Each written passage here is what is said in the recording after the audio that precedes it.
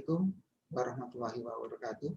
Selamat siang kepada segenap rekan-rekan perawat yang hadir pada siang ini. Terima kasih kepada pihak panitia dari Rumah Sakit Premier Jatinegara yang siang ini memberikan kesempatan kepada saya untuk memberikan sedikit pengantar sebelum kita masuk dalam materi keperawatan yang akan dibawakan oleh rekan-rekan perawat dari Rumah Sakit Premier Jatinegara. Ya, materi yang saya sampaikan kali ini adalah suatu pengantar untuk mengajak kepada rekan-rekan perawat untuk menata laksana stroke secara cepat dan tepat agar didapatkan keluaran yang baik sehingga memberikan manfaat sebesar-besarnya kepada pasien dan keluarga. Ya, slide. 1 di antara 4 orang berusia di atas 25 tahun akan mengalami stroke. Ini fakta yang didapatkan dari banyak penelitian di seluruh dunia. Lanjut. Apa itu stroke? Jadi WHO mendefinisikan stroke adalah tanda-tanda gangguan fungsi otak yang bersifat vokal atau global, artinya vokal itu pada daerah otak tertentu misalnya paresis, ya, atau global secara keseluruhan yang bersifat mendadak, berlangsung lebih dari 24 jam atau menyebabkan kematian, yang penyebabnya semata-mata berasal dari pembuluh darah. Ya. Secara garis besar, stroke dapat diklasifikasikan menjadi 2 tipe. Yang pertama adalah stroke iskemik atau stroke sumbatan.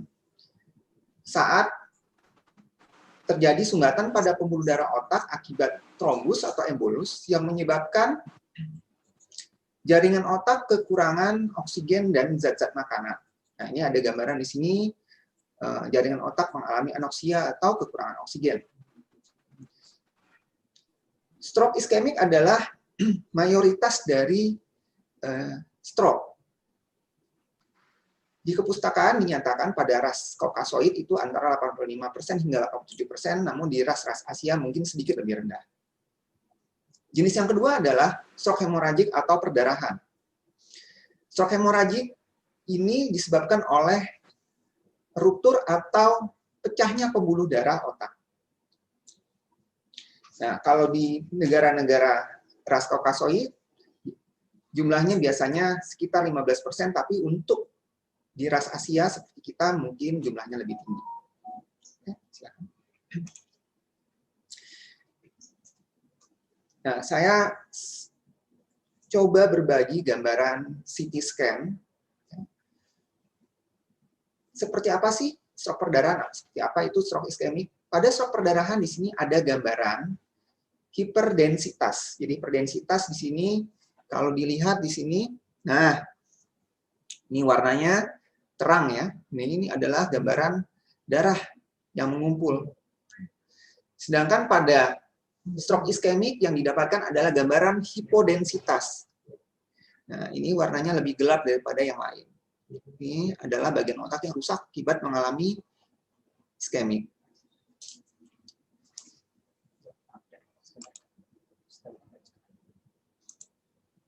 Apa?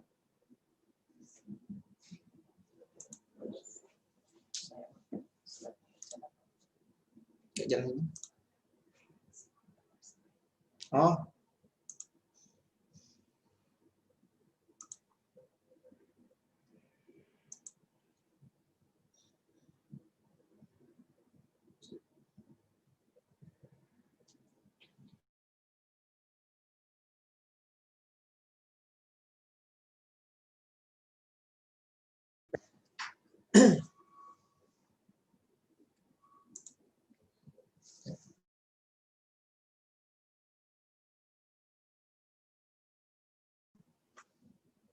Iya.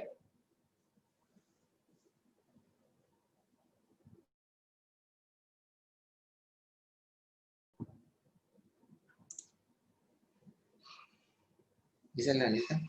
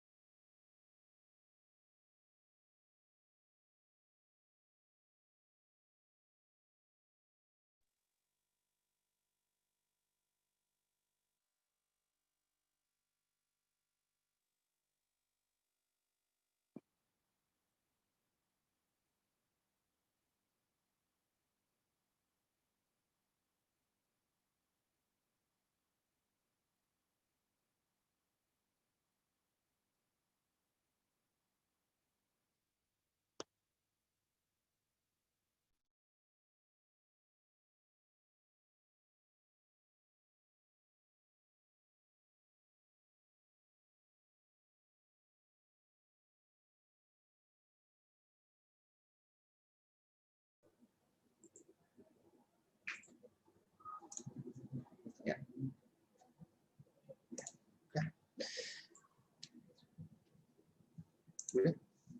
Dan bagi mereka yang selamat, stroke meninggalkan masalah.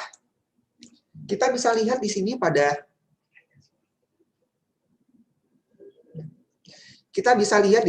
grafik, pada diagram ini, yang di sebelah kiri itu adalah kecacatan berat, ya, severe disability, atau bahkan ada yang harus seterusnya berada di rumah sakit. Dan dari orang-orang yang selamat ini,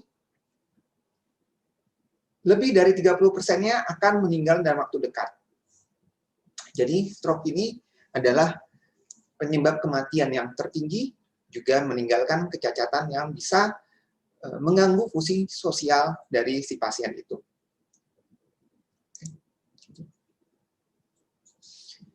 Prinsip utama penanganan stroke adalah time is brain. Kenapa namanya time is brain? Karena penanganan stroke itu berkejaran dengan waktu.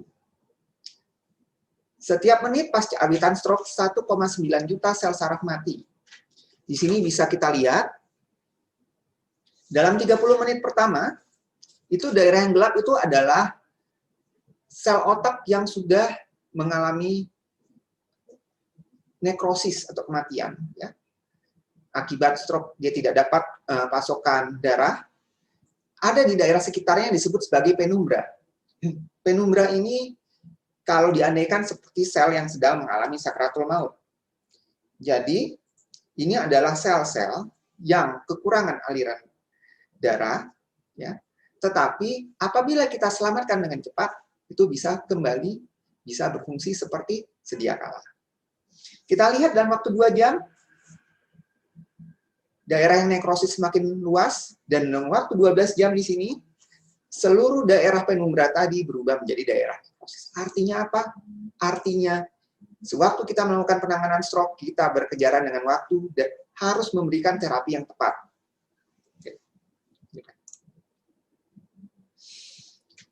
Sebelum kita bisa menerapi stroke, kita harus mampu mendiagnosis stroke. Bagaimana caranya kita menemukan, oh ini stroke apa bukan? Di luar negeri, di Amerika, dibuat suatu jembatan keledai. B-fast. Ya. Apa itu B? Balance, keseimbangan. Jadi apabila ada gangguan keseimbangan, sakit kepala, atau vertigo, ya, keliengan, pusing berputar, terus eyes, I, apabila ada gangguan penglihatan, ya, terus kemudian kita lihat face, apabila ada asimetri pada wajah, A, arms, kita perhatikan apakah ada kelemahan pada lengan dan tungkainya, S, speech, apakah ada kesulitan berbicara, dan T, time, semakin cepat kita temukan, segera kita kabari ambulans untuk menjemput atau segera kita bawa ke rumah sakit untuk mendapatkan terapi yang tepat. Lanjut.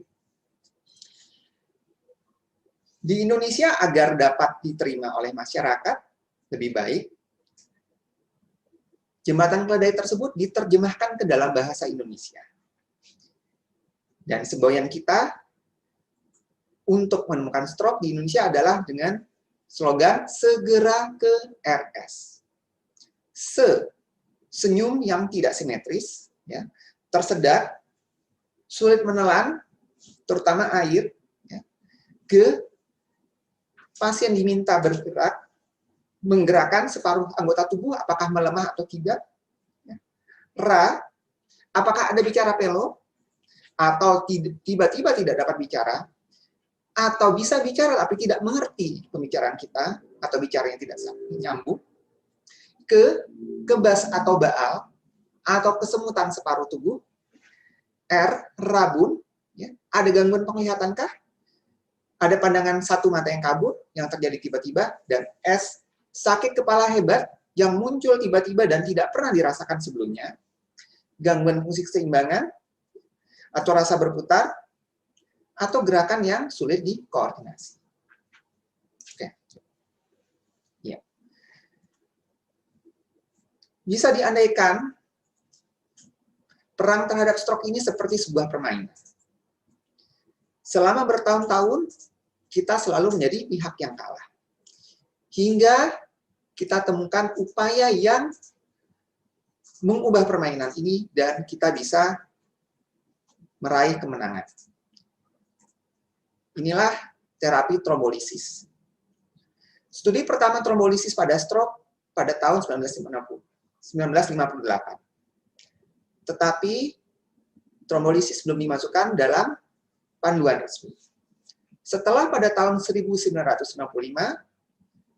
setelah dilakukannya uji klinis acak terkontrol multisenter besar pertama di Eropa melalui e-case study, akhirnya trombolisis dimasukkan di dalam panduan resmi stroke, penanganan stroke. Dan terbukti, trombolisis ini meningkatkan kemandirian, menurunkan kecacatan pasca stroke dalam 3 bulan pertama. Seperti kita lihat dalam diagram ini, ya, pada sebuah penelitian menunjukkan pemberian alteplase atau RTPA, yaitu obat yang digunakan untuk trombolisis pada pasien, memberikan hasil yang bermakna jauh lebih baik daripada pasien yang tidak diberikan alteplase. Nah, namun trombolisis ini tidak cukup untuk menjadi sebuah game changer, mengubah permainan, membuat kita lebih bisa mengatasi stroke lebih baik. Nah, trombolisis ini hanya bisa dilakukan dalam 4,5 jam pertama berdasarkan panduan dari Eropa. Seperti kita lihat, sebelum trombolisis di sini kita bisa lihat ada yang tanda panah itu pembuluh darahnya buntu. Dan pasca trombolisis, setelah diberikan terapi trombolisis, nah pembuluh darahnya terbuka dengan baik. Nanti bagaimana cara melakukan trombolisis, kriteria inklusinya, kriteria eksklusinya, akan diuraikan lebih lanjut oleh rekan perawat dari Rumah Sakit Premier Jatinegara oleh Suster Ade. Nah, selanjutnya. Namun tidak semua kasus bisa dilakukan trombolisis. Pada pembuluh darah besar yang tersumbat atau large vessel occlusion, seringkali trombolisis tidak memberikan hasil yang baik. Sejak tahun 2018, pada penelitian Dawn, yaitu melakukan proses yang disebut trombektomi pada pembuluh darah besar di sirkulasi otak bagian depan, ternyata di bawah 24 jam apabila kita lakukan trombektomi bisa memberikan hasil yang bermakna lebih baik. Trombektomi dapat dilakukan menggunakan dua cara. Yang pertama menggunakan stent retriever, yaitu dengan cara menjala atau memancing trombus atau sumbatannya, kemudian menariknya keluar sehingga membebaskan jalan darah dalam pembuluh darah. Yang cara kedua adalah dengan cara aspiration. Cara aspiration adalah dengan cara menyedot trombus menggunakan kateter yang dimasukkan dengan panduan angiografi. Nah, apakah setelah berhasil ditangani melalui trombolisis atau trombektomi, stroke ini selesai? Tidak. Stroke itu adalah suatu pengalaman yang mengubah hidup. A life-changing experience. Kenapa? Karena stroke bisa mengubah seseorang yang tadinya menjadi tulang punggung keluarganya, berubah menjadi orang yang sangat tergantung pada anggota keluarga yang lain.